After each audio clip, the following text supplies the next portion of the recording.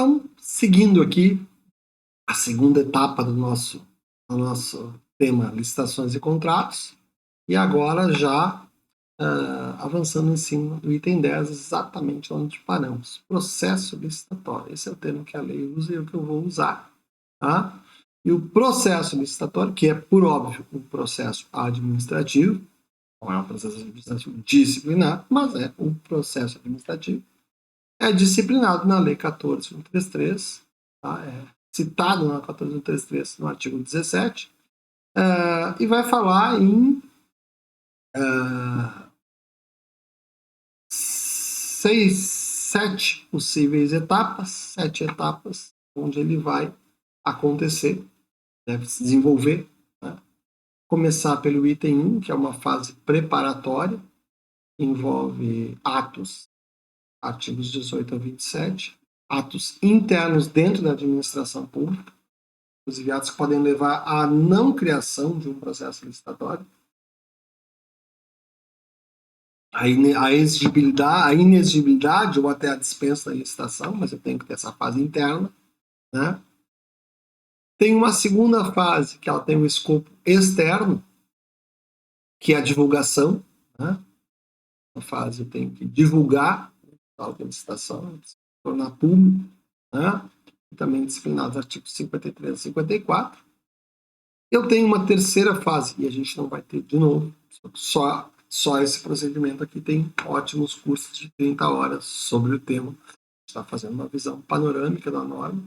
Né? Mas vejam que até aqui, em termos teóricos, nós temos preparação, divulgação, a publicização do edital, a questão. Né?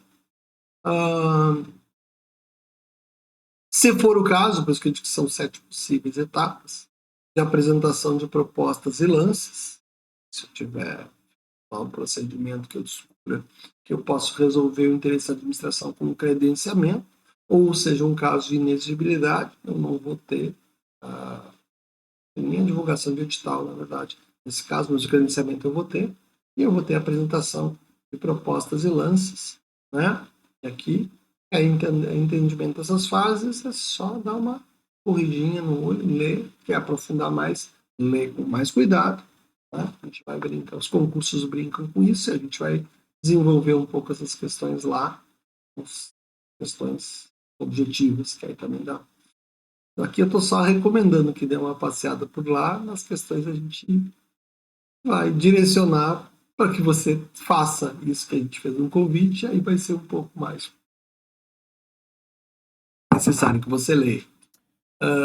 Mas, enfim, apresenta a proposta, organizou, tem todo o planejamento, prepara, organiza, né? Tem que ter um sistema interno para isso, divulga e vem a proposta, a palavra mágica dentro do sistema, né? A proposta.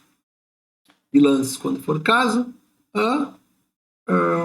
e vem o julgamento, tá?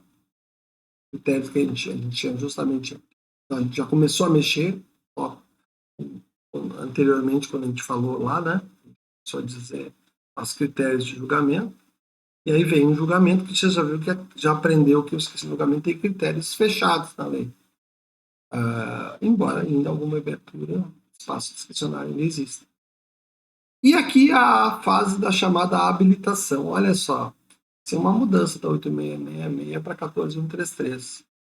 Primeiro eu escolho a proposta. Depois que eu escolhi a proposta, bom, vamos ver se esse cidadão realmente tinha os documentos, cumpria os requisitos, que a gente já viu que a Constituição já disse que esses requisitos não vão poder inviabilizar a própria lógica de competição, né?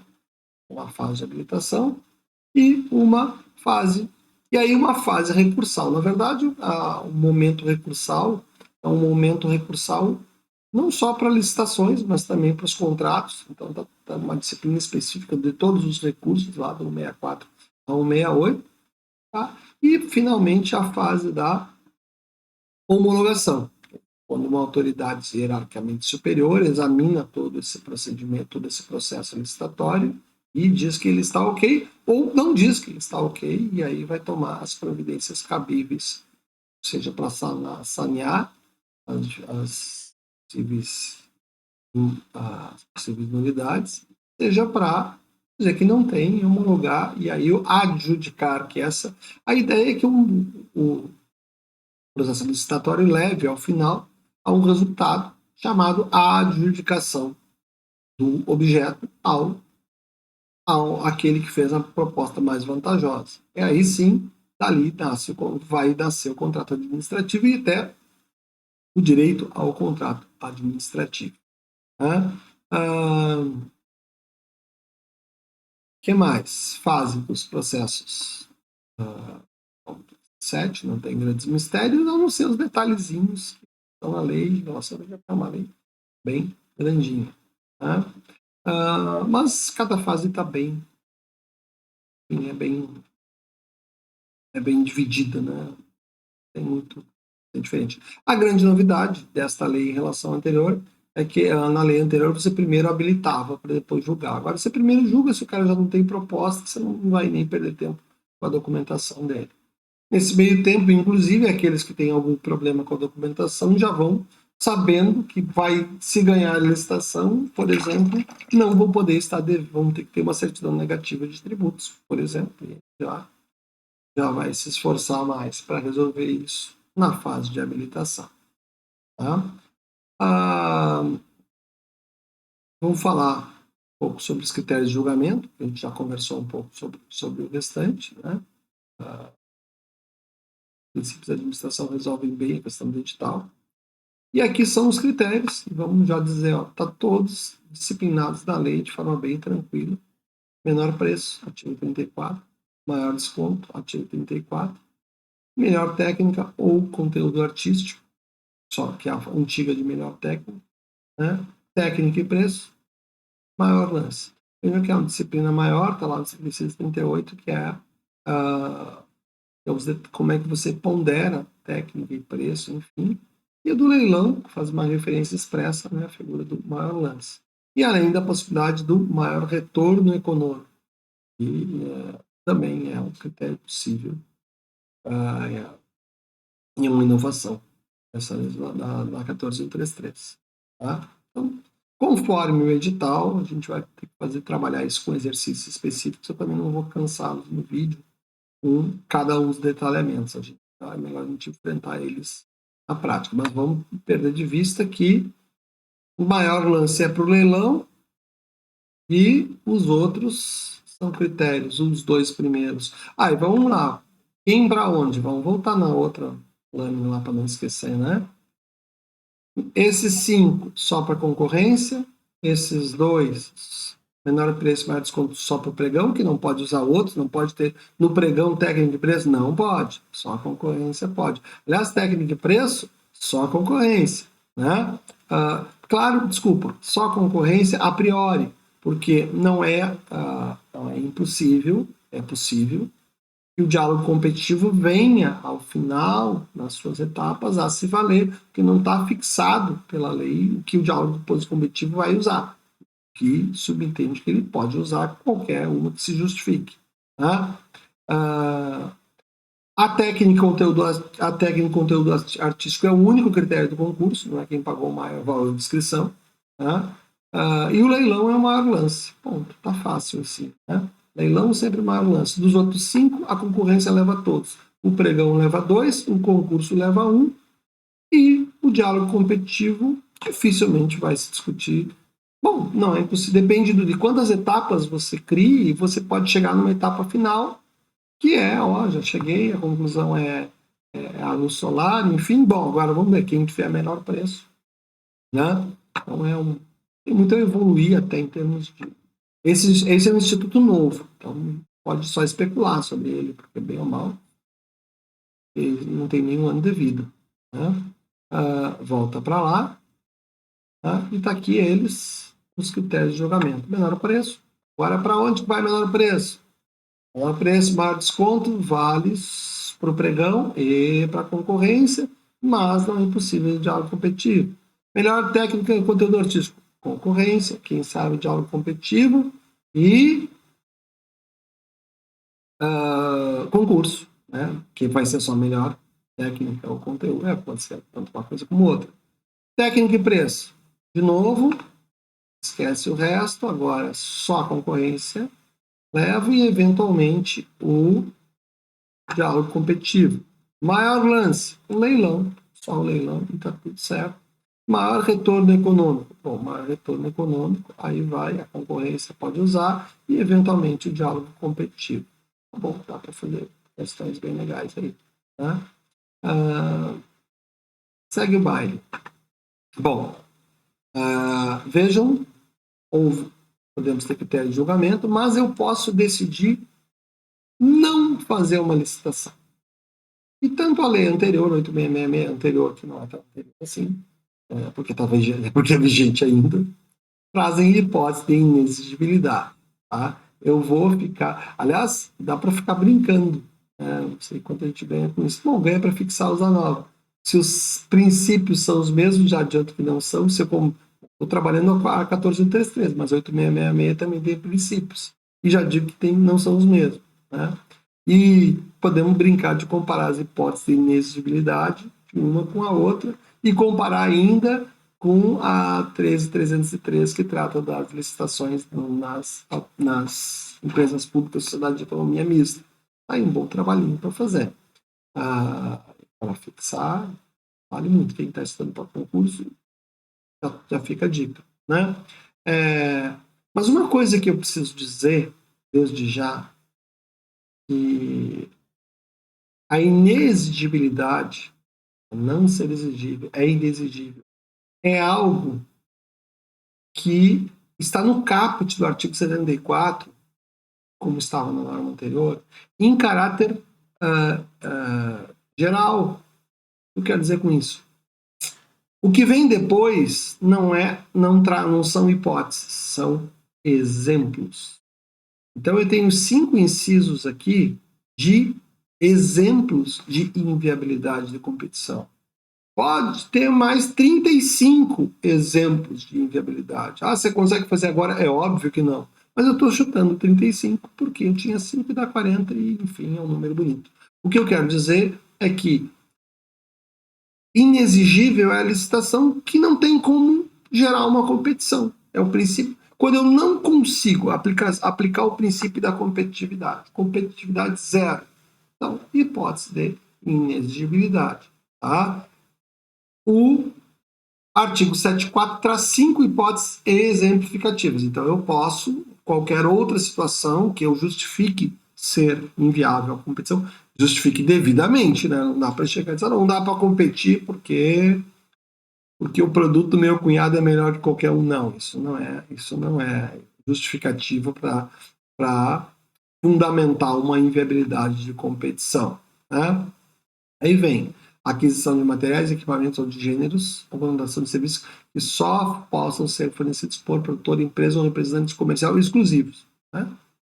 Exemplo típico lá foi o caso das vacinas. Né? Então, só tal vacina só pode ser vendida por aquela empresa, ou por aquele representante. Bom, então não vou abrir uma licitação, porque não há como eu abrir para ele competir com ele mesmo. Se só ele vende, ele tem o produto, ele detém a patente, ele não delegou sequer a possibilidade de competição. É um exemplo clássico aqui e serve como uma luva. Né? Materiais, equipamentos ou gêneros ou serviços só podem ser fornecidos por um. Contratação do profissional do setor artístico diretamente por meio de empresário, desde que consagrado pela crítica especializada ou pela opinião pública. Aqui é o momento, né? Cara de pastel, tipo assim. Primeiro, ou pela crítica ou pela opinião pública. Então eu já estou aceitando que crítica pode pensar uma coisa e opinião pública pode pensar outra. Mas eu estou também pensando, e a parte cara de pastel é essa, quem é a crítica e quem é a opinião pública. Né? Quem garante que fica uma situação, como eu posso dizer que aquele cantor é de fato consagrado? Eu vou ter que justificar isso lá no procedimento preparatório dessa inexigibilidade. Né? E eu não vou ficar aqui usando nomes de artistas, enfim, que eu acho que não, que por mim não seriam consagrados por lugar nenhum, porque pode ficar chato, enfim. Fora que pode dar processo, né? Enfim, mas eu vou dizer que vocês podem pensar em vários artistas e vejam se eles são realmente consagrados ou se são, enfim, porque consagrado é forte, né? Claro, é o único. Vamos lá, show de virada do ano. A grande discussão acaba sendo essa, show da virada do ano. Por que eu vou contratar A ou B? Né? Enfim, mas e aí vem. O inciso terceiro, aí vai mais, serviços técnicos especializados de natureza predominante intelectual com profissionais de uma empresa de notória especialização. Vejam que aqui está expressamente excluído a publicidade e propaganda. Embora pudesse haver serviço técnico especializado com notória especialização, mas tem uma lei específica dizendo não faça, e a lei de licitações repete, não faça. Tá? Mas vejam aqui, pessoal do direito, patrocínio ou defesa, de causas. Aí tem várias linhas que restringem, que explicitam, mas que não restringem. Não restringem por quê? Porque é exemplo, é um item exemplificativo. Mas que ajudam a hora que a administração pública ficar em dúvida, né? Só, olha, esse daqui deu uma ideia.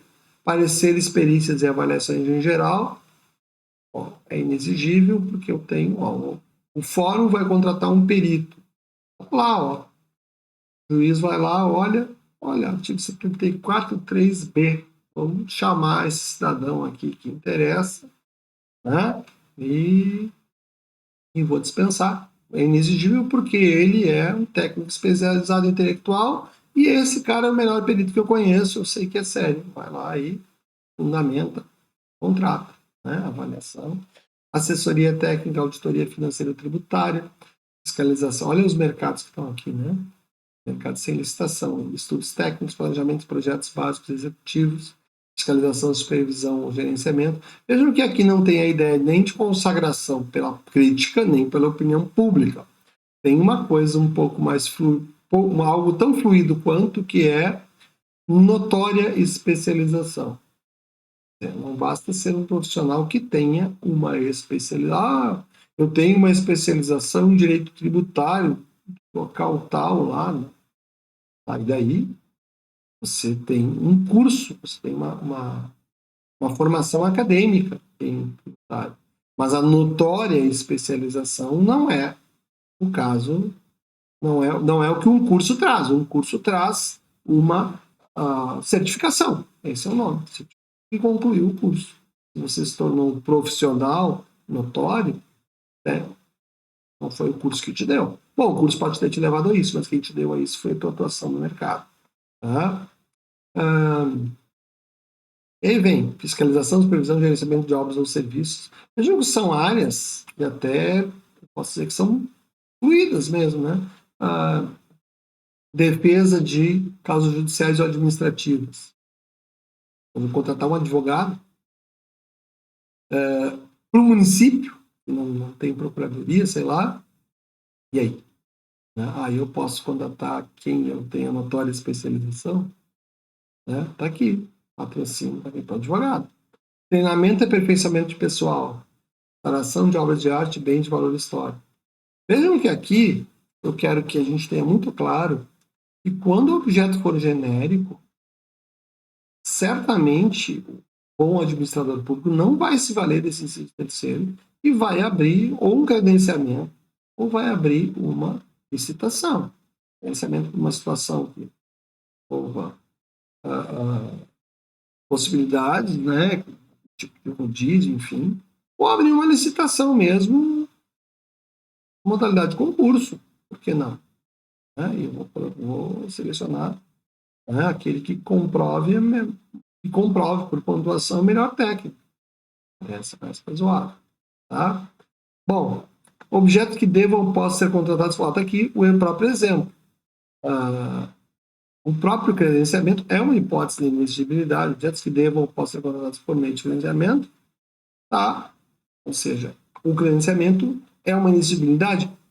Aqui é interessante, os autores vão dizer o seguinte, mas isso não era para ser hipótese de inexigibilidade, isso é para ser uma modalidade de licitação. E aí outros vão dizer, não, isso é justamente, o credenciamento é uma não licitação, porque eu não tenho um elemento essencial que é a competição, que, aliás, quando é que é inviável a competição? Quando a pessoa é tão boa que ninguém a supera, isso vale para o inciso 2 ou 3, ou porque o bem não dá para competir porque só tem um vendendo, né? Bom, isso é inviabilidade de competição por causa do bem, pode ser por causa da pessoa, e pode ser por a inviabilidade da competição pura. Ou seja, eu não vou competir porque eu vou, seja como for, veio parar no artigo 74 aqui, o próprio credenciamento, e acaba indo para o rol das hipóteses de inexigibilidade de licitação. Então, ele, ao mesmo tempo que é um procedimento auxiliar, é uma hipótese de inexigibilidade. Quer dizer, a hipótese é um objeto, e ele é um procedimento auxiliar de uma não licitação. Olha que legal, né? Não vai haver licitação e eu vou me valer de um procedimento auxiliar. Tá? E aquela coisa, locação do imóvel, eu preciso de um imóvel ao lado da universidade, bom, só vai ir virado para determinada rua. Bom, a princípio só vai haver um vizinho virado para a rua e colado na universidade, e isso está tudo bem. Né? Ou eu quero um prédio de uma dimensão tal, num raio de 1 quilômetro, para fazer uma casa de estudante. Né? Ou num raio de, bom, o mais perto possível. Bom, aí daqui a pouco eu posso dispensar a licitação também por isso. Né? Mas veja, tudo isso aqui não deixa de ser chovendo molhado, porque são exemplos possíveis que a legislação traz. E, claro, não posso deixar de alertar que isso é e sempre foi uma porta não só de polêmica, como uma porta de possibilidades de falcatruas, de desvios. Né? Aqui as hipóteses dá para ler, são cinco, mas enfim, já disse que pode ter mais 35, né? Por que acho que eu cheguei a 40? Né?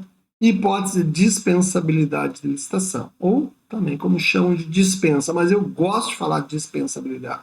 Por quê? Eu gosto de falar mais difícil? Não, porque eu gosto de saber e de lembrar que a hipótese de dispensa não é uma determinação da lei, é uma faculdade que a lei dá ao administrador de fazê-la ou não. Tá? Então, lá vai. Aqui, as grandes hipóteses, né?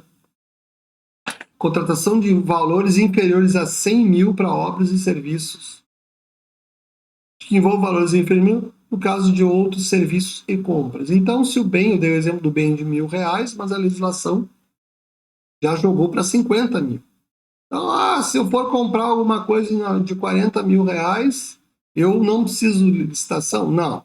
É uma hipótese de dispensabilidade de licitação. O Tribunal de Contas não vai te perdoar se você chegar e dizer, eu comprei por 49 mil e não tiver uma pesquisa mínima de preço, não tiver feito atualmente um registro de preço, né? Porque, bom, e se o preço foi manifestamente superior ao mercado, esqueça, você vai responder, até com o seu patrimônio, como agente público, inclusive. Tá?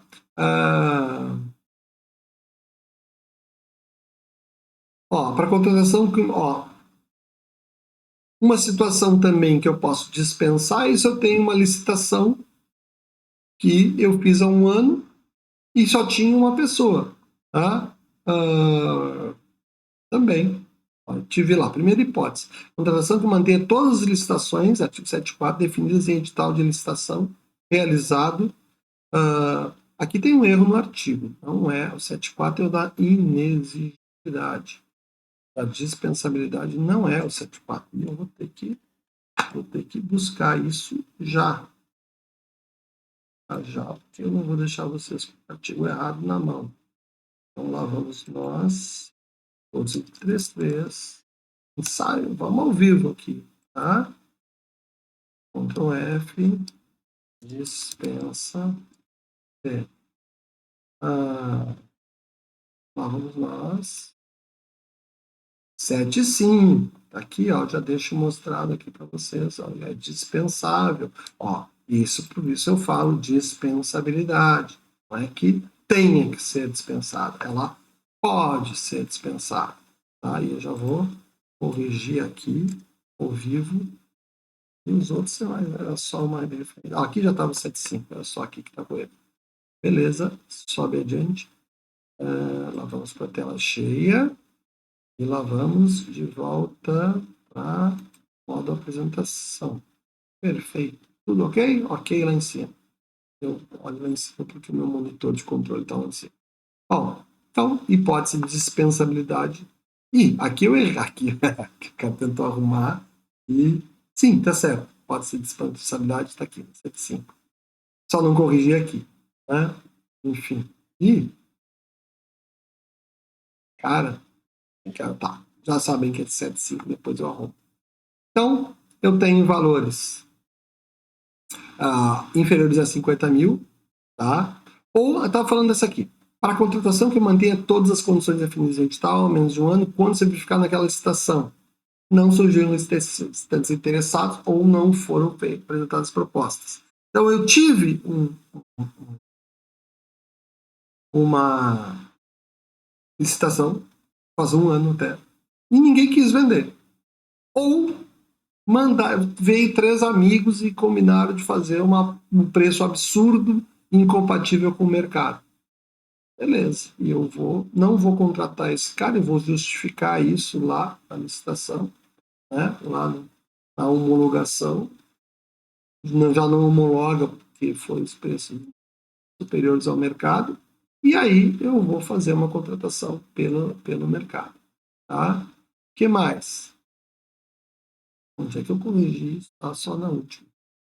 A lei tem várias hipóteses, tá? Eu não vou parar para comentar uma por uma, mas de qualquer forma todas elas estão no bendito do artigo 75. Agora eu me encasquetei, vou arrumar todas, porque senão a gente começa a falar e o artigo que está ali é o da dispensabilidade, isso aí depois fica ruim. Quem está no curso comigo aqui sabe que às vezes eu faço ao vivo, faço mesmo. Então, olha aqui, tudo no artigo errado, oh, que maravilha. Esse Ctrl+C, Ctrl+V, até para fazer essas lâminas, não é exatamente uma tarefa muito grata, assim. Né? Pronto, acabou. Tá tudo no artigo 75, volta para a tela, e agora sim. Fazendo mal esse 75 aqui. Bom, então, essa é uma hipótese, e aí vem alguns objetos em especial, aí quando eu tiver pesquisa, desenvolvimento, quando no caso de obra de serviço a 300 mil, eu tenho aqui um outro limite, só para chamar a atenção. Tá? Acordo internacional, e aí eu começo a ter hipóteses várias, porte, frutigranjeiros e outros, no período necessário para a realização dos processos, hipótese que a condução seja realizada diretamente com base no preço do dia. O restaurante universitário, quando administrado pela administração pública, faz muito isso, né? Forças Armadas, com exceção de uso pessoal, enfim, e aí tem uma listagem que aí fica, vamos para o artigo 75. Isso aqui é só o inciso 4 do artigo 75. Tá? Esse inciso 4 vai de alíneas até M. Então, se você achava ruim que eu falei 40 lá, pensa aqui que só o inciso 4 já tem quase 20. Eu já tenho aqui, e aí tem outras posições específicas. Tá? E aqui tem até um erro também. Acho que eu dormi no ponto. Intervenção no domínio econômico para regular preços. São tudo hipóteses de dispensabilidade. Aqui a situação da calamidade pública também ela vai entrar. Tá? Então, aqui vamos deixar para brincar nos momentos oportunos. Tá? Exatamente, aqui está repetido o item que não precisava estar. Né? Então, preciso de outro. Bom, isso aqui não está informação errada. Tá? Então, eu tenho aqui não 13, mas 16 incisos, alguns deles trazendo quase uma dezena de hipóteses. Enfim, chegamos aqui às 40 hipóteses. Né? Associação de pessoas com deficiência. Tá? Aqui, eu poderia dizer que é a cláusula Covid, insumo estratégico para a saúde por fundação pública, etc. Né? Enfim, são situações em que o agente, o que quer dizer todas elas? Eu não vou parar para comentar uma por uma. que elas querem dizer?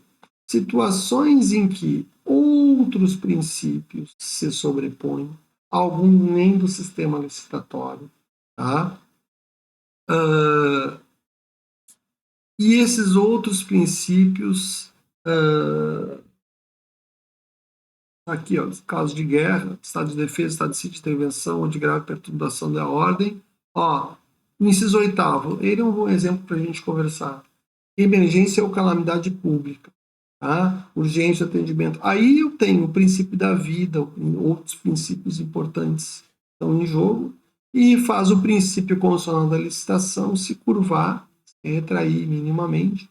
Tá? Então, até eu acabo dizendo o seguinte, isso é um problema, porque às vezes a calamidade pública é dupla. Uma porque você teve uma calamidade, outra porque você chamou a fábrica do seu cunhado para vender os colchões, para quem não perdeu os colchões, ou seja, vender os colchões para o poder público dar para quem os perdeu, por valores, sei lá, 10 vezes o valor de mercado, colchões, telhas, sei lá. Né? E aí a calamidade é dupla, porque vai ter uma calamidade para os cofres públicos.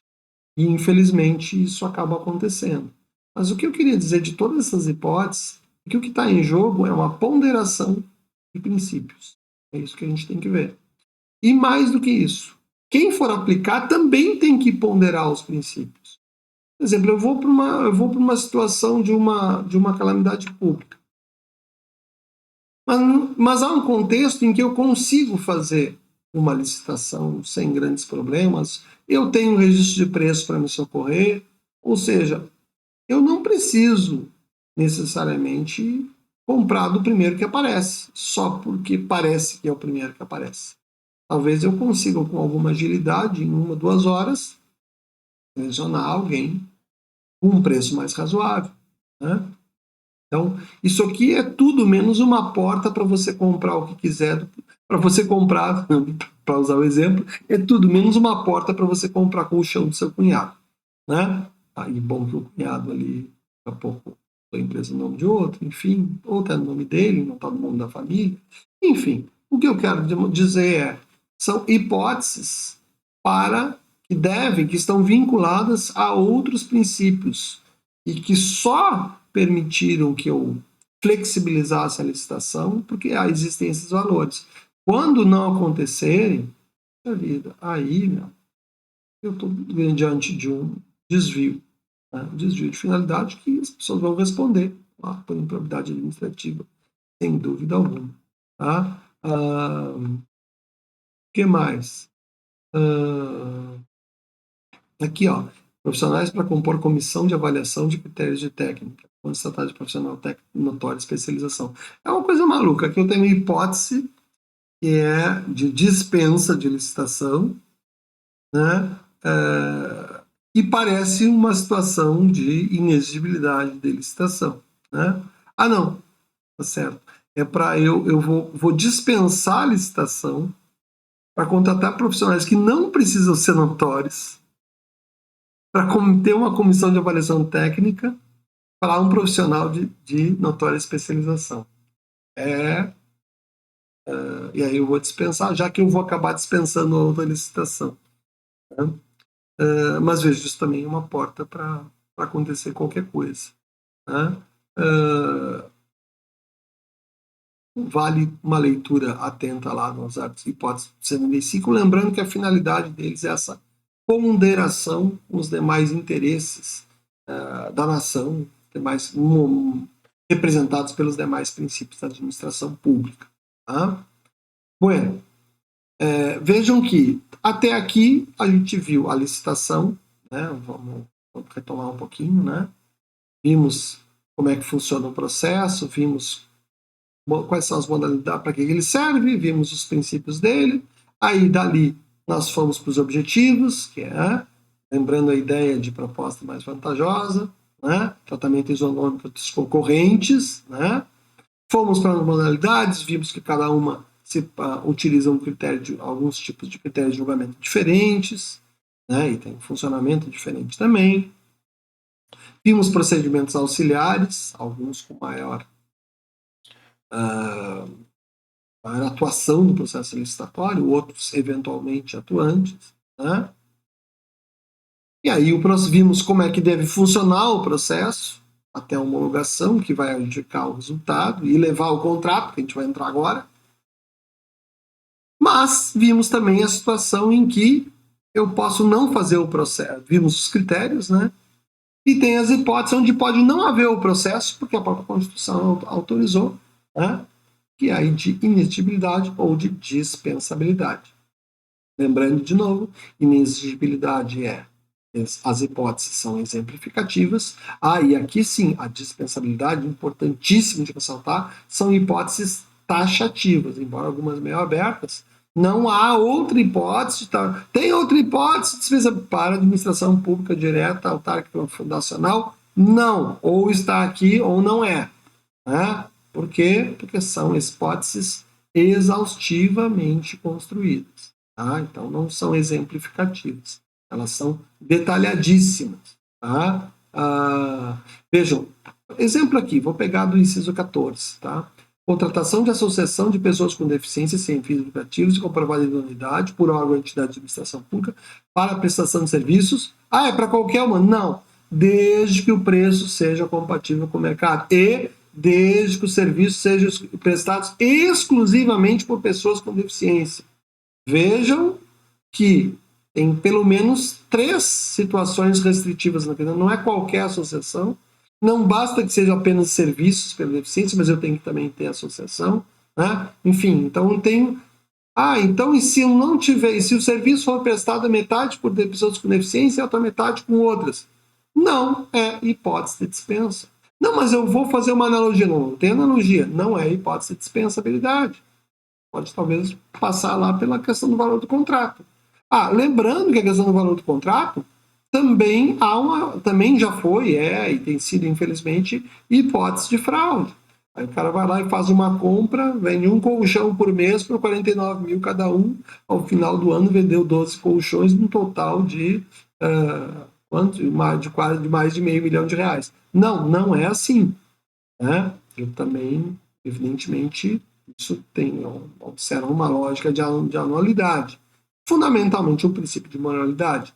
Eu não posso, só porque eu estou comprando, não, mas você não vai comprar 12 colchões, envolve a questão do princípio do planejamento. Você não faz uma licitação para 12. Porque eu quero, não, eu quero que o meu cunhado venda por 49 mil cada um. Né? Enfim. Né? Lá que não tem enchente para justificar a aquisição do meu cunhado. Né?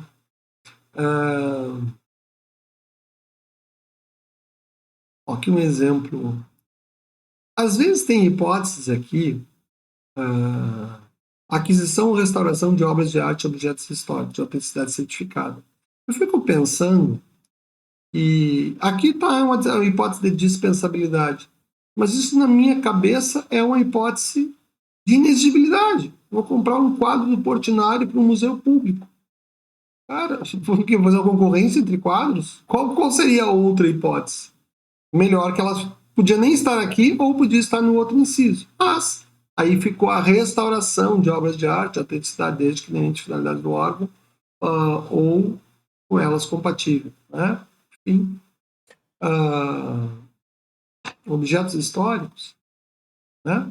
Para mim é um caso de vejam, então aqui ficou uma salada meio complexa, eu diria. Tá? Mas, enfim, vale ler e a gente vai brincar com isso também. Mas, enfim, se eu não dispensei, se eu não inexigi, terminou o processo, eu fiz o processo administrativo, ele terminou com a homologação, né? Homologou, dos critérios. Ops, eu tenho invertido até. Homologou, beleza, fez o julgamento, homologa. E aí, vamos contratar, vamos assinar um contrato. Tem que assinar um contrato, vamos lá para baixo do contrato. Opa, contratos administrativos. A princípio vai ter que assinar, vai ver, os contratos regulados pelas suas cláusulas. Então, quero a interpretação do contrato administrativo, primeiro pelas próprias cláusulas, depois que já são públicas, depois pelos preceitos de direito público. E vão deixar que as cláusulas deles estão vinculadas ao edital. Tá? Supletivamente, Ó, subjetivamente, deixei em verde aqui o mundo privado. Se eu não tiver norma pública dizendo como se dá, se eu não tiver nada de direito público, aí eu posso suprir essa lacuna com a teoria geral dos contratos e as disposições de direito privado. Tá? Então, esse artigo 89, ele sintetiza o regime jurídico público, tá? Preceitos de direito público, deixei em vermelho aqui, tá? Porque ele limita essa. Eu me lembro dos contratos de concessão de serviço público. Vários autores criticavam que os contratos da concessão de serviço público muitas vezes eram feitos nos escritórios das empresas de prestação de serviço público no interesse delas, né? E aí eu estou aqui, e essa lei aplica-se subsidiariamente à questão de serviços públicos, vamos deixar bem claro, né? Isso se aplica, portanto. Aqui, esse regime público, ele é especificado lá no artigo 104. 104 ele meio que sintetiza coisas que só tem, essas coisas só tem em contrato público. Pois é, no sentido positivo. A administração pode modificá-los a qualquer tempo para melhor adequação à finalidade do interesse público, respeitando os direitos do contratado, mas ela pode fazer alterações. Nos de serviço público nem se fala, mas não é só nas obras públicas pode ser alterado. Tá? E mais, a administração pode, isso é o inciso 2, que não está escrito aqui, extingui-los unilateralmente. Tá? Ou seja, a administração está acabado o contrato. Amigo, você pode fazer isso num contrato privado? Posso, eu tenho uma cláusula. Não, você não pode. A cláusula diz que você vai se extinguir, mas você precisa que o judiciário extinga. É o judiciário quem pode dizer o direito. Você não. Aqui no contrato de direito público, a administração diz o direito para ela mesma. Estou unilateralmente extinguindo. Claro que ela vai abrir prazos públicos, administrativos, para, né, aquilo que nós já conversamos nos outros temas. A administração vai funcionar como, no processo administrativo, ela funciona ao mesmo tempo como parte e como julgador, e está tudo bem, isso é inerente ao processo administrativo. Né? Até porque o segmento da administração pública que julga não é necessariamente o segmento da administração pública que praticou o ato, enfim. Então aqui, seja como for, a administração pode extinguir, e isso a partir de processo administrativo específico, evidentemente. Tá? E pode fiscalizar a execução, o que também não é um grande drama em relação aos contratos privados. Mas a lei traz uma série de normas sobre fiscalização, a administração tem que designar alguém para acompanhar, enfim. E outra coisa que também, aqui então, fiscalizar, só para lembrar que é uma fiscalização mais incisiva, né? Mas ela pode e deve aplicar sanções pela inexecução total ou parcial do ajuste. O que também, lá no mundo privado, você vai escrever no contrato, quem vai mandar aplicar é o juiz quando der confusão. Você não vai conseguir, ou a outra parte vai se sujeitar ao que está ali e não vai precisar do judiciário. Mas aqui não. Aqui se aplica sanções e já está valendo no dia seguinte ao que você aplicou, né, se ela obedeceu os princípios do processo administrativo devido do process of law. Né? Que mais? A administração aí, explicitamente, pode ocupar provisoriamente os bens móveis e imóveis e ainda utilizar pessoal e serviços vinculados ao objeto do contrato. Risco à prestação de serviços essenciais, a linha A, ou B, necessidade de acautelar a apuração administrativa de faltas contratuais pelo contratado, inclusive após a extinção do contrato. Claro que após a extinção do contrato não vai utilizar pessoal, porque não vai ter pessoal mais. Mas vejam, esses incisos, especialmente o 1, 2, o 4 e o 5, mostram como a administração pública tem poder para cima dos contratos administrativos. Quem contratar com a administração pública não está contratando com qualquer um, está contratando com alguém que tem mais poder, tá? Porque ela carrega o interesse público ali. Tá? Mas, dito isso, você quis contratar, meu amigo, você ganhou a licitação, você entendeu agora onde é que você amarrou seu burro?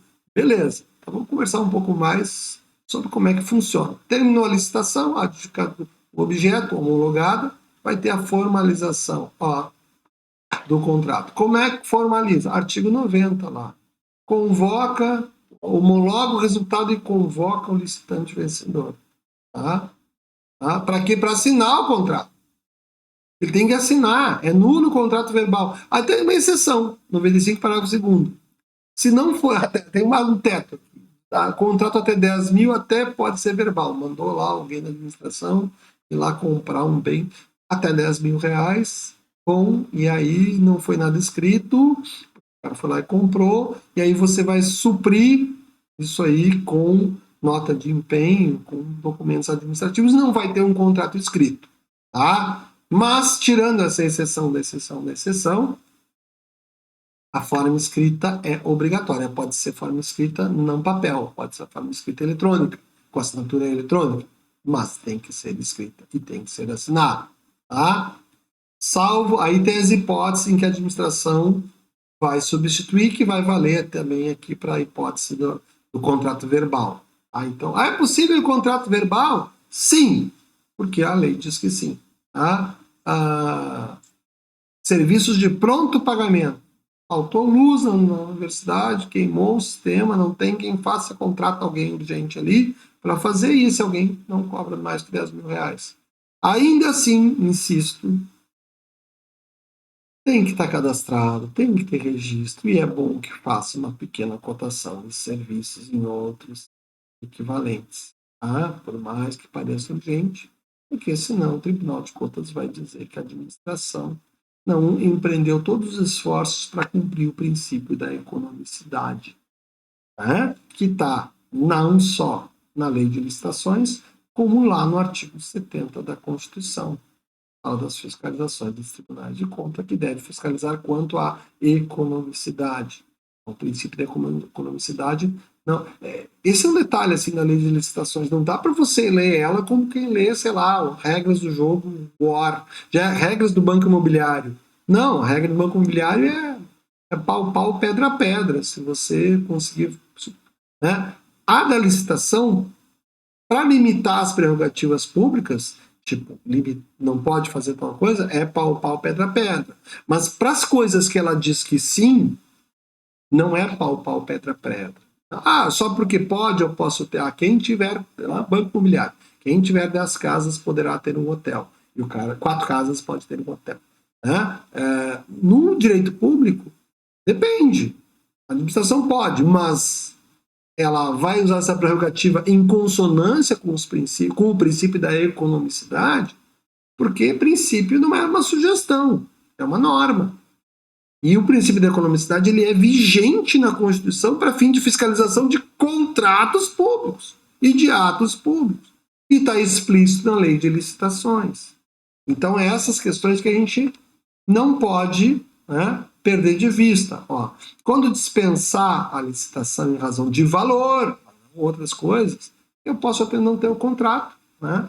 E pode até, se for até 10 mil, não ser verbal, mas eu tenho que ter o quê? Carta contrato, nota de empenho e despesa, ou autorização ou ordem de execução de serviço.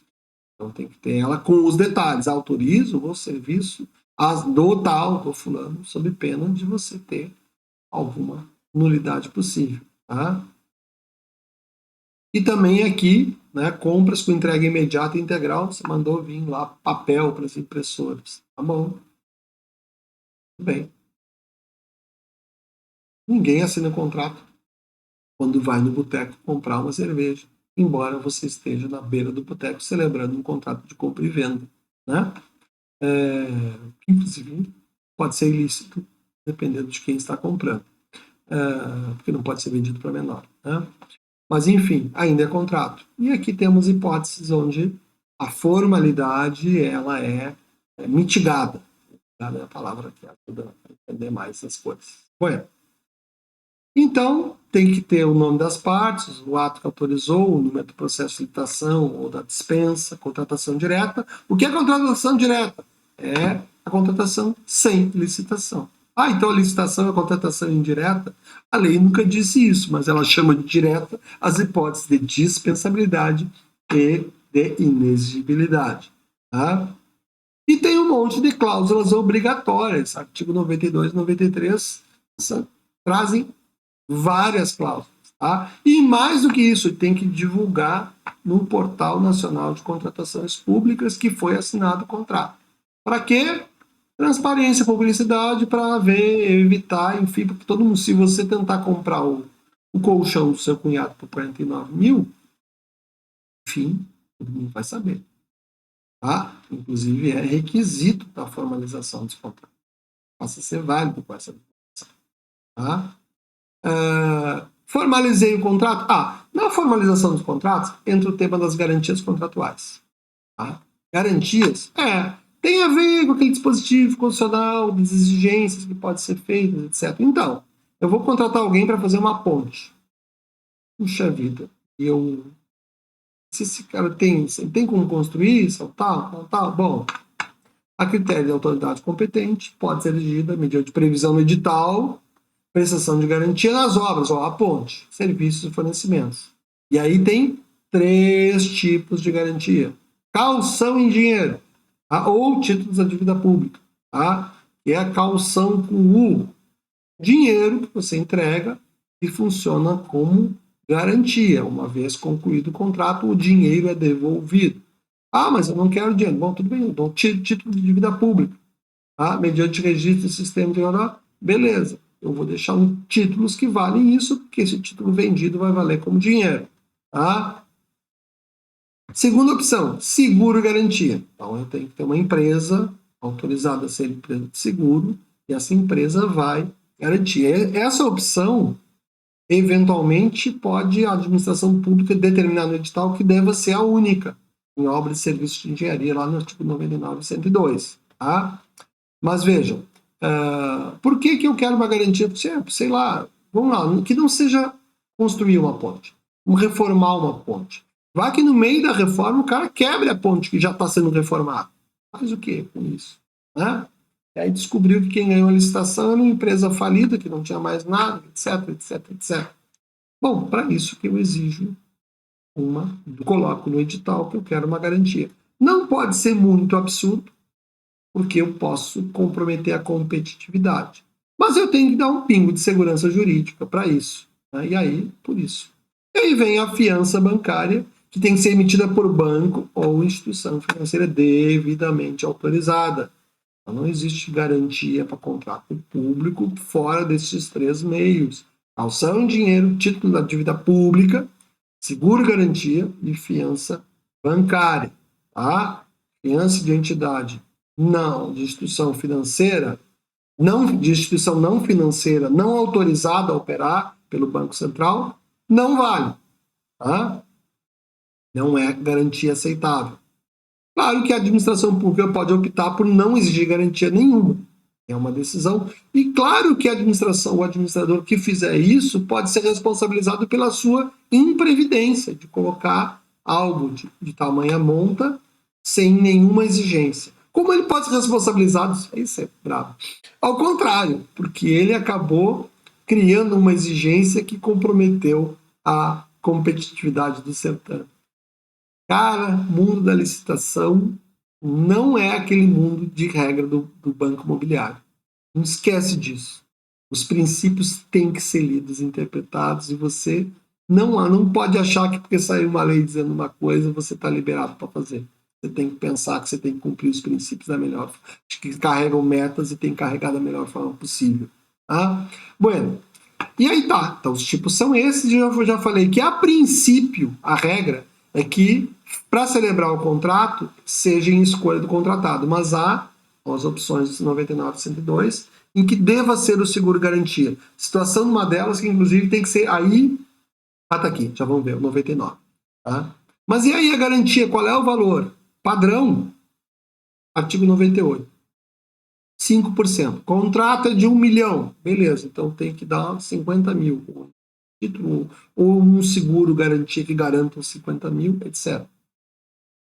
Até que não é tanto. Não, até que não é tanto. Beleza. Bom, se o contrato for de 1 bilhão, a garantia é 5 milhões. Né? Bom, mas a administração pública pode justificar e dizer, não, essa situação é uma ponte, é muito sensível, o problema é muito sério, vou fixar em 10% e vou botar no edital isso. Ela praticou esse ato justificado lá os atos preparatórios, que eles são importantes. Isso até que eu não parei lá para detalhar aqueles atos. Mas veja, aqui é o momento que tem que olhar as regras dos atos preparatórios e tem que ir lá, ou vamos exigir, não vamos exigir garantia. E aí, é suficiente os 5%? Ah, não, 5 é pouco. E aqui voltei para pensar na ponte. Vai ser 5? Vai ser 10? Para ser 10 eu tenho que justificar. E aí eu tenho lá na ponte obras e serviços de engenharia de grande vulto na modalidade seguro-garantia. Esse 99 vai dizer que tem que ser a modalidade seguro-garantia e que tem que ser de 30% nas obras e serviços de engenharia de grande vulto. Bom, eu não falei que ponte consertar, né? Pode ser uma pontezinha ali do Arroio do Padre, pode ser uma ponte, sei lá, pode ser a ponte Rio Grande de Pelotas. Na ponte Rio Grande de Pelotas, por exemplo, né, ou na Rio Niterói, se eles tiverem, ela certamente caberia a exigência dos 30%, ainda mais que é um conceito de uma ponte que está lá, em todo um conjunto de consequências de práticas na vida das pessoas da inexecução. Né? Então são garantias, veja, isso aí são cláusulas que estarão no contrato, quer dizer, são exigências para celebrar o contrato e constarão também como cláusulas no contrato, tá? Garantindo o contrato. O que é comum ter cláusulas de garantia, né? É muito comum você ter a garantia da fiança não bancária, mas da fiança pessoal, no contrato privado de locação. Né? Assim como você tem o seguro fiança, que equivale aqui ao seguro garantia. Lá vai constar numa cláusula do contrato. Né? Como aqui. Tá? Uma coisa que a lei cuida é de duração dos contratos. Tá? E por que o tema da duração dos contratos é importante? Claro, porque, sei lá, daqui a pouco alguém vai querer sustentar todos os seus herdeiros, sua família, com um contrato que fez com um governante que, enfim, que era seu amigo. E, enfim, quanto duram os contratos? Então, a lei resolveu. Fiz bobagem. O legislador decidiu fazer algumas fixações interessantes. Tá? Primeiro, disse que quem manda a duração do contrato é o edital. Tá? E diz mais, em questões que a gente vai ver lá nos outros tópicos mais adiante, então disponibilidade de créditos. Né? Mas, por hora, vamos entender que tem que ser previsto no edital e tem que ter dinheiro para pagar. Mas ainda, veja, a regra é a fixação no edital. O edital pode fixar 30 anos? Não sei, vamos ler. 105 a 114 disciplinam e aqui está a síntese. Tá? O 106 diz assim, até 5 anos. Claro que tem contratos que não precisamos nem se preocupar antes de chegar aqui, tá? Pare tudo. Tem contratos que, tipo assim, é entregar o pãozinho lá no restaurante universitário, tá? A duração do contrato é imediata. Entrega o pãozinho e paga. Então, não é... Quando eu estiver falando em duração de contratos, evidentemente que eu estou pensando em serviços contínuos. Né? Então, vamos lá. Então, nos serviços contínuos, serviços contínuos até 5 anos. Tá? Serviços de fornecimentos contínuos, aluguel de equipamentos e utilização de software. Até 5. Tem que ser 5? Não, eu posso colocar no edital que seja de 1 e que possa ter prorrogação de 1 em 1 ano até o máximo de 10. Pode. O que não pode é passar de 10. Eu posso fixar em 5 para mais 5? Tudo pode. E tudo são coisas que vão estar no edital, vão ter que estar no edital, e que vão atrair ou não as pessoas.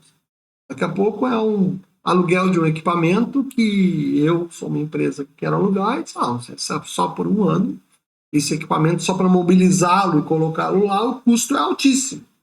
Bom, mas se for por mais tempo, eu vou diluir o custo de mobilização. Né? Tá tudo bem. Né? E aí eu vou dizer, não, eu só vou entrar se for pelo menos 5 anos.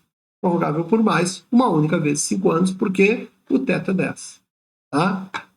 Aí tem hipóteses de dispensabilidade de licitação, tá? FG do quarto e mais várias outras, que permitem até 10 anos, direto.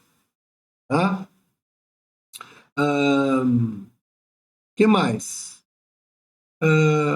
Se houver uma situação, tem uma hipótese de prazo ilimitado? Tem, o chamado prazo indeterminado, que não é ilimitado, ele pode funcionar como ilimitado, mas ele, no fundo, não fixado. Contratos em que a administração pública seja usuária de serviço público oferecido em regime de monopólio, havendo a cada exercício créditos orçamentários vinculados à contratação.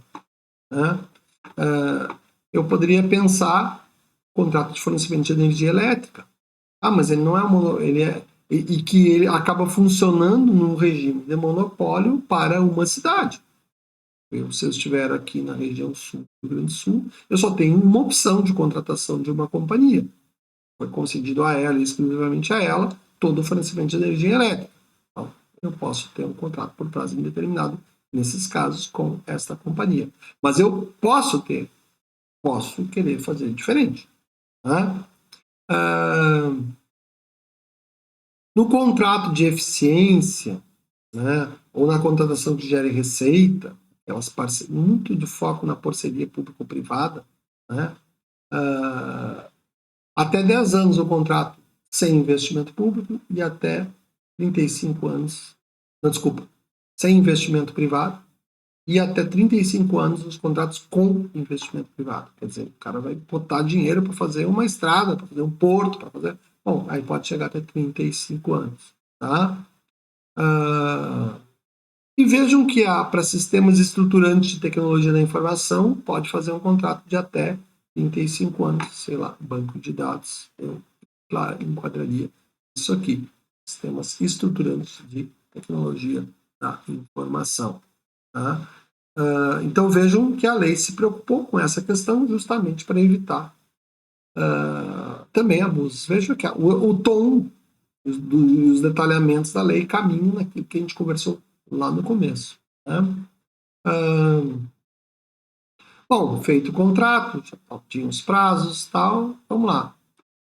A lei vai falar no artigo 115 a 123 do cumprimento da execução contratual. Eu posso sintetizar eles, mas eu não dispenso aqueles de fazerem a mesma leitura que eu fiz para sintetizar, dizendo que eles basicamente vão dizer que durante o contrato as partes têm que cumprir o que combinaram. É isso. Tá? É claro que vai ter um tema que é logo a seguir, que é o tema da alteração dos contratos. E aí ele vai entrar durante a execução contratual, isso pode acontecer, enfim, tudo bem. Mas isso não é um tema aqui da execução. A ideia é, assinei, homologuei e vou cumprir a parte, a administração vai só fiscalizar. Também na execução está explicitadas as grandes prerrogativas de fiscalização da administração. A parte em que ela dá para fiscalizado, a parte que não dá, o momento que ela tem que manifestar, né? O momento que a administração tem que responder a questões sobre o contrato, terceiros inclusive. Tá? Então, começa com a execução, terminou o contrato, bom, aí tem esse recebimento provisório, 141.1 e 2, 141A e 142A, e no 141B e 2B, o definitivo. Você recebe provisoriamente e definitivamente. Cuidado, esse definitivo também é relativo. O DB recebido, terminou o contrato, está recebido, agora eu vou verificar. Não, verifiquei, está tudo ok, então recebimento definitivo. Mas o 140 vai dizer que se o projeto der problema na hora de executar, o cidadão vai responder ainda que tenha sido recebido definitivamente. Tá? O provisório acaba sendo pela uma autoridade e o definitivo pela autoridade superior. O mesmo obra, o recebimento não exime contratado pelo prazo mínimo de 5 anos, admite a previsão. Uma ponte, só 5 anos, uma ponte, não, né?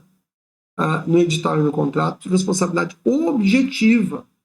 Aliás, essa é uma questão importante aqui. Aqui temos, depois a gente vai entrar nas responsabilidades, mas vamos deixar bem claro aqui que aqui está claro uma situação de responsabilidade objetiva de quem fez a obra. Né? Responsabilidade objetiva pelas obras de engenharia. Aí vocês vão dizer, tá, mas o contrato é a responsabilidade objetiva sempre? Da administração pública sempre é, nós já vimos isso quando tratamos do tema da responsabilidade da administração pública. Sim, mas do contratante privado nem sempre. Tá? Isso é um tema também para a gente enfrentar. Depois tem lá, também podemos falar durante de execução do contrato, dispositivos que tratam dos pagamentos, da verificação, enfim, 141 a 146. Tá? Então, temos aqui o contrato andou, foi recebido e foi pago. Terminou o contrato? Não. Mas vai que durante a execução queiram alterar, que é o que a gente conversou. Bom, lá vamos nós. Cores, desenhos, mapas mentais. Sei lá, um conjunto de artigos aqui só sobre alteração de contratos. As possibilidades de alteração sempre, em princípio, da motivação cai aqui matando. Tá? Por quê? Porque você fez um edital, tá tudo certo, as pessoas concorreram, agora você vai. O edital era para fornecer bicicleta e o cara vai fornecer mula com carroça. Ah, pois é, então justifica como é que você vai trocar uma bicicleta por uma mula, né? Não estou dizendo que eu já vi acontecer, mas já vi acontecer coisa parecida com certeza. Né? Enfim, por que eu estou alterando? Né? E aí lá vamos nós. Sempre, em qualquer caso, motivadas, leia-se fundamentadas, leia-se justificadas, leia-se. Eu tenho que dizer por quê, porque bem ou mal, eu tenho um conjunto de atos administrativos válidos, tenho um sistema concorrencial anterior, né? Então, eu tenho todo um conjunto de princípios aqui que eu não posso descuidar, como tudo que eu estou dizendo da lei de licitações. Não é a regra do Banco Imobiliário. Né? Bom, possibilidade unilateral. Então, o contrato vigente, a administração mudou o projeto. Olha, não quero mais telha de fibrocimento, eu quero a telha diferente. Pode fazer a administração? Pode. Tá? Não tem problema nenhum. Então, são possibilidades lá no artigo 124. Quando for. Aqui essas alíneas não estão corretas. Tá? Quando for necessária a modificação do valor contratual depois do acréscimo ou diminuição quantitativa. A lei permite que a administração altere a quantidade. Tá? Então, tem limites que ela vai trazer, e ela vai dizer, e aí vale para obra, se for reforma, até 50%, se for obra, 25%, e está do pacote. Se você contratou, você sabe que tem uma lei e você sabe que a administração pode querer mudar. Tá? Quando for necessária a modificação do valor contratual em decorrência de acréscimo ou diminuição, pode ser a diminuição de 25% também. Aí você tem que aceitar. Então, são aqui possibilidades unilaterais da administração. E tem situações que eu digo que estão no verde aqui, que é um mundo mais onde entra o mundo privado. Conveniente a substituição da garantia. Faliu o banco. Beleza, conveniente para ambas as partes. Sempre vai ter que ser assinado pelos dois. For necessária a modificação do regime de execução ou da obra ou do serviço. Mesma coisa. Em fase da verificação técnica, olha, eu fui contratado para fazer um determinado serviço e aí não dá para fazer do jeito que estava propondo, vai ter que ser feito diferente. E aí eu vou sentar com a administração e vou dizer, olha, tem essa situação aqui, nós vamos ter que bilateralmente combinar essas questões. É interessante que essa parte unilateral, tudo isso aqui tem que ser assinado no contrato. Mas nessa parte unilateral, diz que o contratado não poderá se opor a. Bom, então ele vai ter que ser. Ele voluntariamente está obrigado a assinar. Olha que maravilha. Se está obrigado a assinar, não é voluntariamente, né? Mas, enfim. Mas ele vai assinar, nós estamos no mundo da bilateralidade. Seja como for, haverá um contrato. Tá? Mas essas são hipóteses aqui. Necessária modificação da forma de pagamento aqui. Essa linha C, cláusula rebus sic stantibus, quando se mantiverem as condições, ou teoria da imprevisão dos contratos. Né? Então, eu posso ter uma modificação por imposição de circunstâncias supervenientes. Né? Deu uma enchente, eu ia terraplanar uma área que foi, meu Deus, a enxurrada levou aquela área. O custo ficou bem mais alto. Então, eu vou acabar tendo que modificar. Tá? E aqui, ó, circunstâncias supervenientes. Tá? Teve umas circunstâncias supervenientes, eu vou alterar. Aliás, esse meu primeiro exemplo não ficou bom, porque esse talvez... Não, circunstâncias supervenientes. Desbarrancou uma parte da onde seria aterrado, eu vou ter que aterrar mais. Circunstâncias supervenientes, tá? Vamos ter que fazer algum tipo de alteração, né? Vamos mudar a forma de pagamento, tá? E tá tudo bem. E tem aqui a linha D, que também opera no campo da teoria da imprevisão, tá? Força maior, caso fortuito ou fato do príncipe, né? Então nós vamos colocar lá força maior, a enchente, né? Caso fortuito,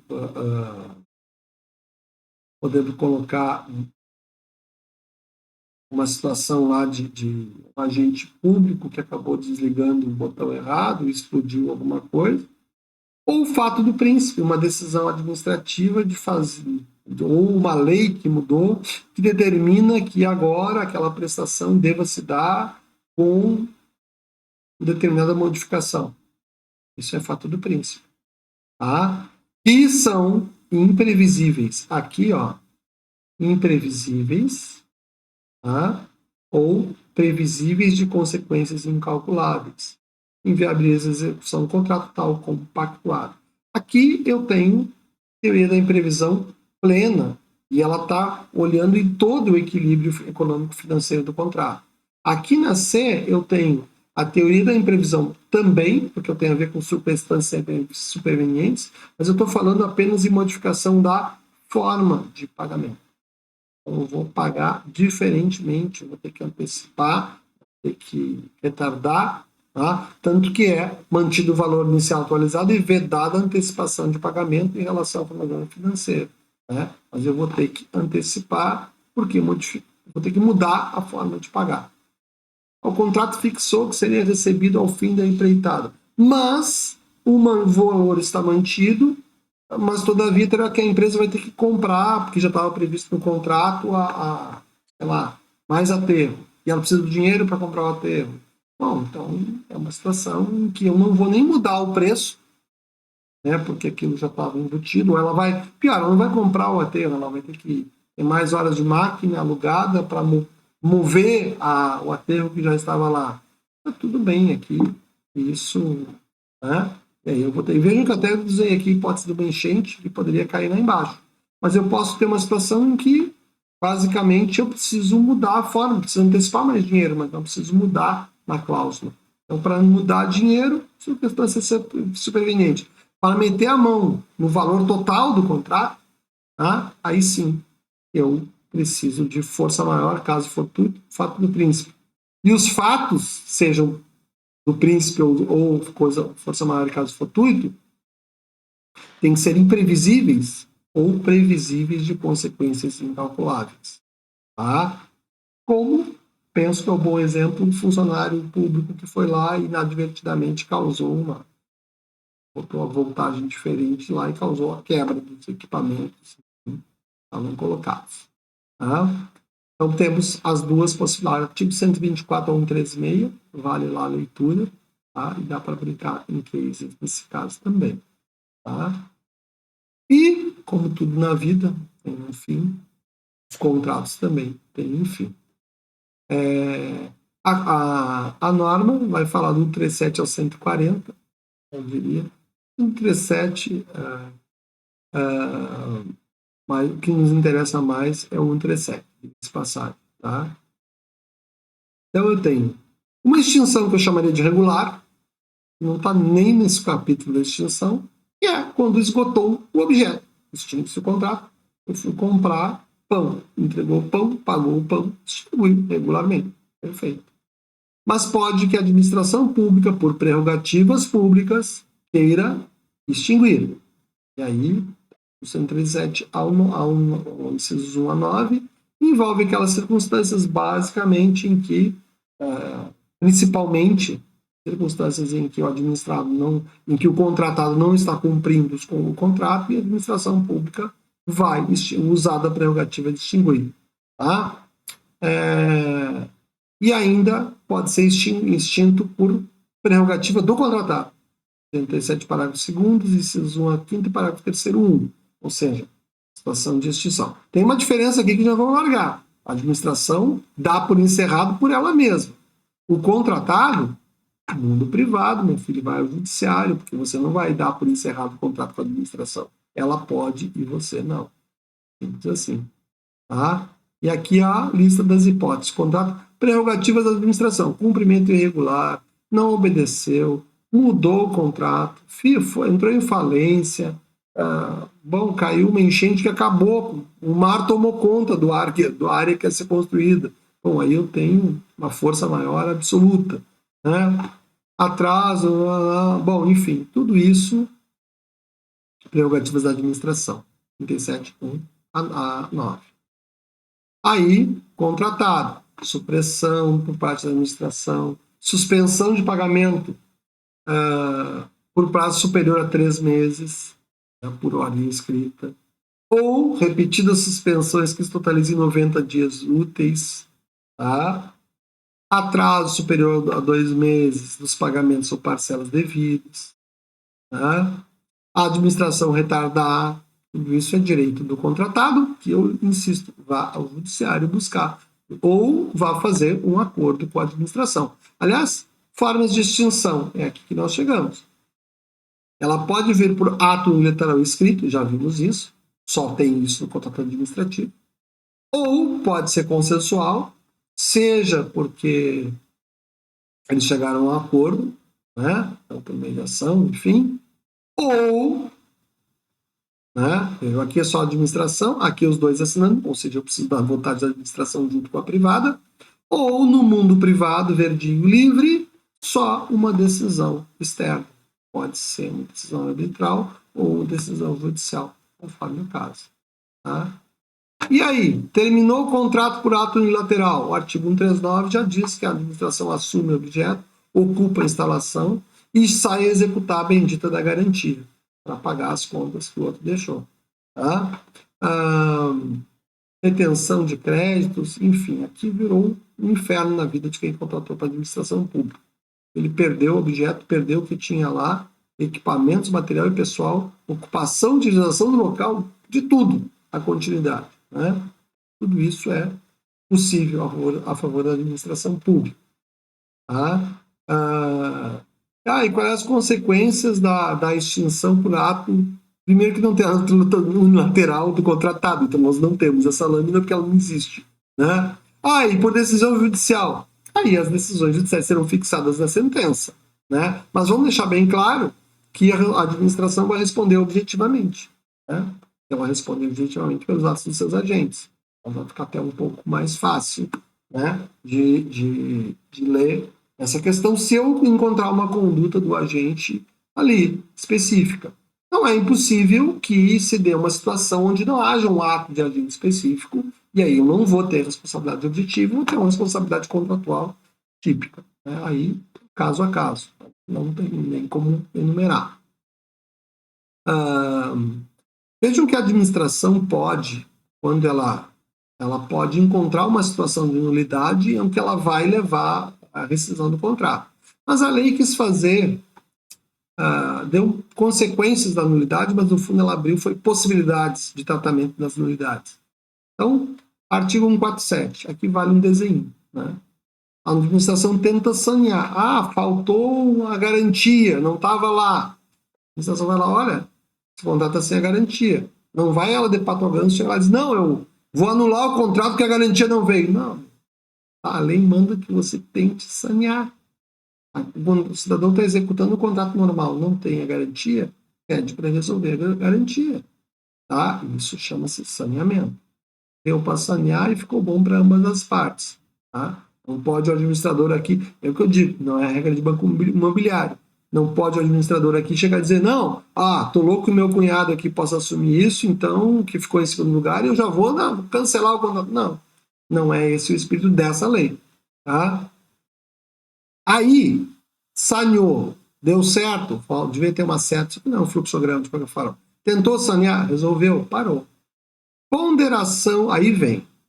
Não deu para sanear. Aí a administração, meu Deus, é um cara está lá com a obra no meio do caminho, troço falta 10% para concluir, até que eu bote, o outro vai demorar um ano, vai estragar o próximo meio do caminho. Eu faço. Aí, a administração, o artigo 147 abre critérios do inciso 1 a 11, são critérios de ponderação sobre a realidade concreta. Então, podemos exercitar isso depois, tá? E aí ela vai ponderar e vai dizer o seguinte: eu levantei todas essas questões e vão envolver, no fundo, o quanto é quase uma interpretação econômica do direito.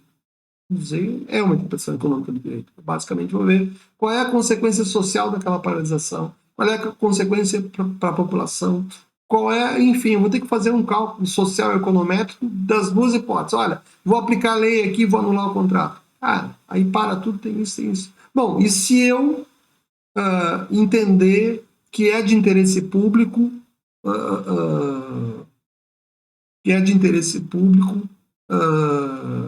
continuar o contrato. Beleza. Eu vou fazer assim, ó.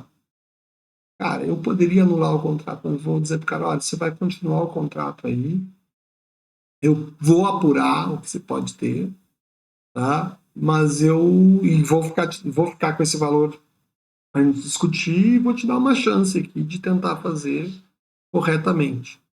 E tá tudo bem. Pode? Pode, a lei autoriza. A lei deu. E todas as hipóteses do inciso 1 a 11 são hipóteses dessa, eu diria, dosimetria de consequencialidades econômicas. Tá? Vale guardar elas para a gente fazer exercício. Tá? Que mais? E aí vem, ponderou, não deu para sanear, a confusão é grande. É interesse público? Cara, esse cidadão aí não tem como, tá falido, não tem mais funcionário, tá na justiça, suspensão da execução, declaração de nulidade, efeito ex-tunc, pronto. E aí eu tenho. Por quê? Porque eu encontrei lá uma nulidade insustentável, né? Então, olha, a situação é mais. Não só isso, a nulidade é insustentável e a situação concreta não me permite tomar outra decisão que não suspender para tudo e vou anular o contrato ex-nunc, né?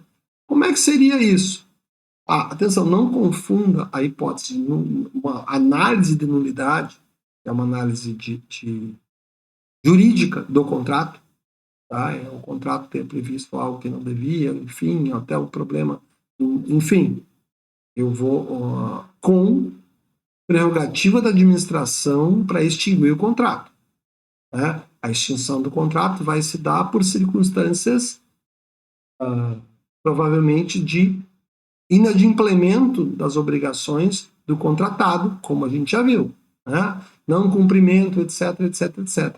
Isso é hipótese de extinção. Ainda assim, vai caber algum tipo de ponderação administrativa que pode levar a um efeito parecido com a mediação que é feita aqui, com a ponderação que é feita para a nulidade. Mas não é a mesma coisa. Tá? Aqui, a princípio, eu estou administrando um contrato e o tempo todo eu estou decidindo na administração do contrato se vale a pena, até porque... isso é uma coisa importante. A extinção unilateral não é dever da administração. É uma possibilidade discricionária. Ela pode decidir não extinguir e decidir aplicar multa. E decidindo aplicar multa, ela vai tentar repactuar, conversar, enfim, ela vai tentar manter, talvez por aqueles mesmos motivos que ela teria lá na discussão da nulidade. Né? Questões sociais, enfim, ela vai dizer, não, nesse caso aqui eu não quero extinguir o contrato, porque eu posso tentar continuar ele. Né? Mas vejam, é uma faculdade que a lei dá. No caso da nulidade, eu não estou olhando para o mundo concreto, eu estou olhando para um contrato eventualmente nulo, inclusive, eventualmente, por um defeito na licitação. E aqui eu tenho um problema bastante sério, porque aqui eu tenho um contrato que juridicamente está viciado. É um contrato que não deveria acontecer. Inclusive, quando eu chego à conclusão e ponderei tudo, chego à conclusão que tinha que parar tudo, o efeito é ex-tunc. Eu volto lá para o primeiro dia da contratação que não deveria ter acontecido. Imagina o seguinte, a empresa A ganha a licitação, e a administração contrata a empresa B. Mas vamos lá, a empresa A nem fica sabendo. Imagina que não foi chamada a ser contratada. Ah, como é que não vai saber? Sei lá, a empresa, uma está lá no sul, na ponta do Brasil, a outra está do lado do administrado, e eles começam a executar o serviço e não publicam o contrato, e aí começa um problema. Aí eu tenho uma empresa que perdeu uma oportunidade. Mas tem outra que está trabalhando, está lá com a ponte no meio do caminho. Faz o que com isso? Então, continua o contrato como está e vamos resolver na justiça lá os direitos de todo mundo, inclusive daquela que foi lesada. É possível? É possível. Perdas e danos, apuração, aplicação de penalidades cabíveis. Está aqui, é uma ponderação. Tá? Mas esses incisos valem para o contrato potencialmente nulo. O que é uma porta maluca, né? Porque se eu pensar que o contrato é nulo, né, como é que eu vou estar regulando um contrato nulo? Mas a lei fez uma ponderação aqui, não, tem mais de 20 princípios ali para isso, né? E ponderou a potencial nulidade administrativa, princípio da legalidade, com outros 20 princípios. E naquela ponderação, ela abriu essa porta aqui, de que mesmo nulo, o contrato continue sem prejuízo de que se pague as contas econômicas para quem dê direito. Tá? Mas é uma ponderação que vai ter que ser, né, de quem tiver que tomar essa decisão, tá? Porque a princípio, o princípio da legalidade manda você anular. Né? As alterações recentes na lei de introdução às normas, na parte do direito público, elas já tinham dado um certo caminho. A própria lei de licitações abre portas para isso. Tá? Bom, então, tá, só para não perder de vista, pode ser extinto, e a extinção é decisão discricionária, fundamentada, né, da administração, tá? Mas também pode que o contrato não valha, porque tenha erro jurídico no contrato. Aqui eu estou no mundo da extinção, aqui pelo mundo dos fatos, aqui eu posso ter um contrato, não é nem que vai ser extinto, é um contrato que não deveria ter existido, pior, mas que está acontecendo. Olha que loucura. O que faz com um contrato que não é contrato? Porque ele era nulo. Né? Deu para sanear? Não, não deu para sanear. Enfim, e aí? E aí tem essa situação. Muito legal isso aqui para casos concretos, tá? Por isso que é o vídeo. Eu quero que vocês entendam a essência da loucura que está colocada aqui, da problemática que aproxima a lei do mundo concreto, o que também é verdade. Porque isso acontece, infelizmente, muito. Por outro lado, alguém vai dizer que isso pode ser uma porta fácil para você deliberadamente descumprir a lei, porque bem ou mal o descumprimento da lei não levará ao cumprimento da lei. Né? Quando descoberto, então tá, vamos cumprir a lei, tira essa empresa, bota outra. Não vou fazer isso agora. Né? Mas diz que vai ser uma discussão econômica. É isso. Isso é interpretação econômica do direito pura. Né? E professor Everton Gonçalves, né? Colega de ingresso no serviço público, meu colega de estrada. Né? Bueno, colega de trabalho. Vamos adiante. Falar, estamos quase no finzinho, sanções cíveis, administrativas e penais. Olha só, mais mapa mental aqui, mas não tem essa mente, é uma mente. Tá? Uma coisa aqui, tudo faz mapa, bota o cor, para também não enlouquecer. Né? Eu botei, vamos embora, coloquei em roxo penais. Por que roxo penais, Carlos André? Porque não é minha matéria, esse problema do professor de penal. Mas eu preciso dizer para vocês que tem um título e um capítulo específico lá do Código Penal só com crimes de licitação, que é contrariando tudo que a gente está falando até agora. Bom, não digo mais nada, porque isso não é não é minha praia. Tá? Resolvo lá no direito penal ou quando a gente fizer alguma questão interdisciplinar. Sanções cíveis. Isso, vamos lá. Se eu pegar a lei, vai dizer que eu vou encontrar sanções penais e administrativas, mas não posso esquecer que existem sanções cíveis. Né? Porque a gente já conversou sobre. A gente já tomou o tema da responsabilidade. A responsabilidade, ela envolve. Não sei se na ordem a responsabilidade não está até depois disso aqui. Mas, enfim, envolve você pagar. Alguns vão dizer que não é sanção, é uma reparação, mas está lá, o artigo do Código Civil diz que aquele por ato ilícito causar dano a outrem fica obrigado a repará-lo, e nós já vimos que supletivamente isso se aplica. Tá? Como se não bastasse uma série de disposições da própria lei de licitações. O contrato será executado pelas partes, cada parte responde pelas consequências da execução total ou parcial. O contratado será responsável pelos danos causados à administração ou a terceiros em razão da execução do contrato. Ó, responsabilidade aqui, execução. E não exclui nem reduz a acompanhação. Não é porque ele está sendo fiscalizado que o cara, não, mas eles olharam, não disseram nada. Assim, não interessa se a tua execução do contrato causa danos à administração ou a terceiros, né? É aquele exemplo trágico que eu já usei em prova, que é o cidadão que é da empresa terceirizada, está usando uma foice para cortar o martelo, a foice escapa da mão e causa decapitação de um outro ser humano. Né? E aí? Meu Deus, que horror. E aí, quem paga? Bom, tinha até um fiscal público. Isso não vai eximir a responsabilidade do contratado. Né? Ainda mais que esse seria um caso de um contratado prestador de serviço público, a responsabilidade dele seria objetiva. Né?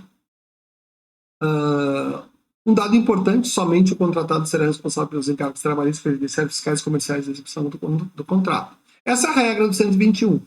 Mas o parágrafo 2º, ele vai dizer que em serviços contínuos com dedicação exclusiva dos empregados, é muito comum atualmente que certas funções que um dia foram de servidores públicos sejam executadas por cidadãos contratados por terceiros que são, por sua vez, contratados em edital de licitação pela administração.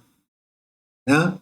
E aí, a administração pública pode ser chamada a responder por ter vigiado, fiscalizado mal.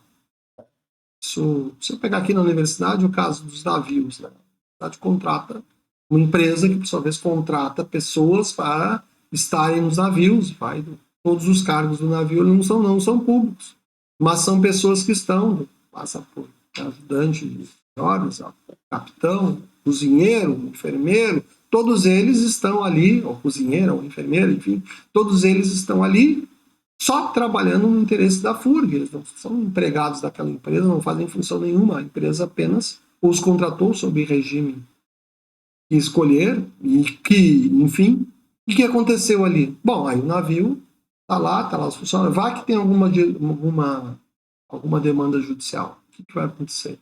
Ó, a princípio o contratado responde, e ele vai ter que responder sim, os contratados são eles, mas pode-se dizer que se a administração não vigiou adequadamente, ela vai ser chamada em juízo junto. E quem não vigiou, como servidor público, se foi negligente ou imprudente, pode responder por culpa. Olha que loucura. Veja que esses dispositivos da lei meio que reproduzem a interpretação jurisprudencial do STF atual, né? Que é a de que, a princípio, não é porque há um poder público na contratação, em caso de tomada de serviços de terceiros, que ele vai responder automaticamente. Né? Isso aqui está no parágrafo 1º do artigo 121, é dito isso, não responde automático. Isso já está em decisão do STF atual. Né? Mas há uma explicitação, mas em serviços contínuos, que é dedicação exclusiva dos prestadores de serviço, isso aqui é o mundo das sanções cíveis que vão acontecer, né, no meio dos contratos administrativos. Né? Então, eles podem acontecer, pode que alguém demande na justiça, pode que a administração demande na justiça, pode que terceiro demande na justiça, e o contratado vai pagar. Né?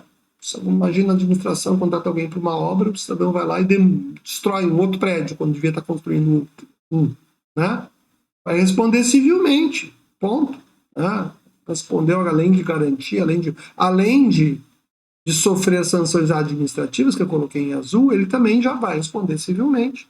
Isso é responsabilidade civil. Claro que ele poderá não responder civilmente, em juízo civil, se ele reparar os danos que ele mesmo causou, e isso tudo aqui ficou só na letra da lei.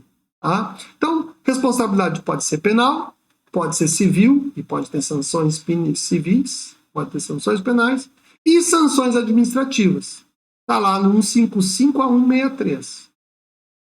O cidadão não está em execução parcial do contrato. Advertência. Né? presumindo-se uma execução parcial que vá ser suprida, né?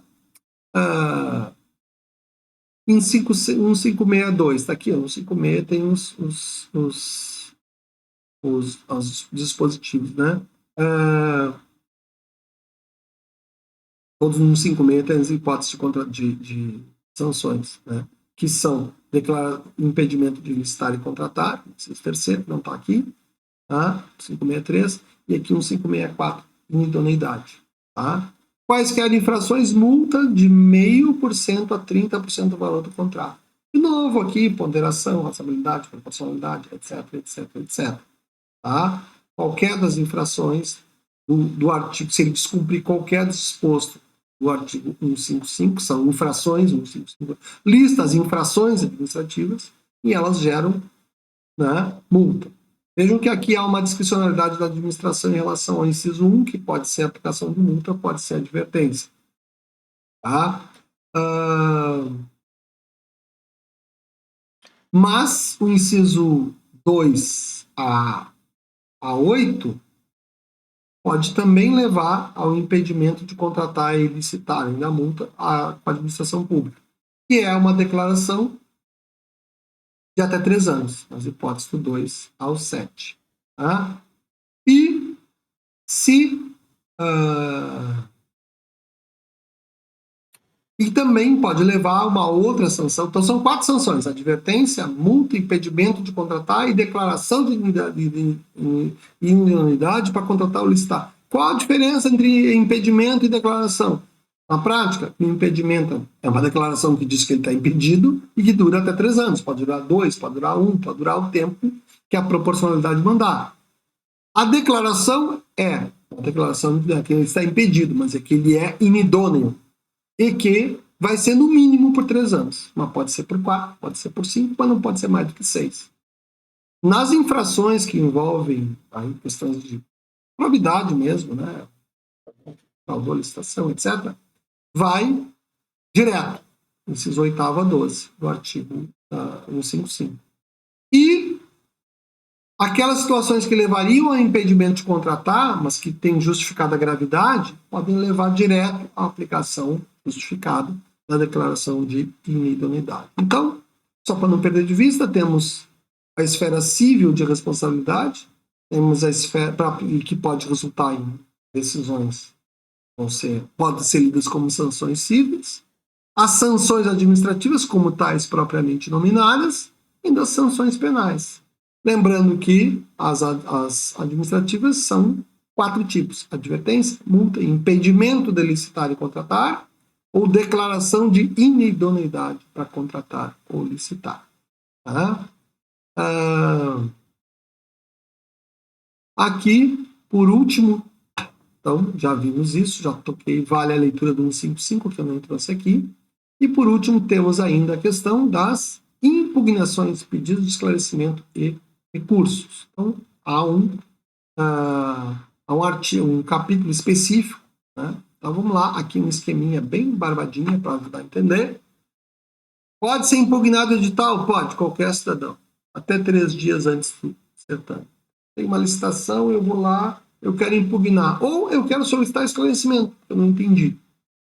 Tem gente que não tiver o que fazer, pode ficar a vida inteira só solicitando esclarecimento quanto aos editais, e não tem sanção nenhuma, né? E a administração pública vai ser obrigada a parar a sua vida para responder em até 3 dias úteis. Detalhe: mas e se eu pedir? Vai ser o edital, saiu o edital, e nesse edital diz que tem que ser apresentada a proposta daqui a 10 dias, e eu vou lá na quarta, quinta, sexta, e eu vou lá na quarta-feira, 3 dias úteis, na terça-feira, na sexta-feira é o dia das propostas, eu vou lá e impugno na terça-feira. Terça-feira, 3 dias úteis, excluo do começo, então na sexta-feira é o último dia que eu posso usar. A administração pública vai dizer: não, mas ele botou na terça, eu também tenho 3 dias úteis para responder. Não tem. Nesse caso, existe um limite, que é a administração pública responder um dia antes do edital. Por mais que eu tenha. Ou seja, se eu pedir na terça, ela vai ter que me dar na quinta. E ela não vai ter os 3 dias.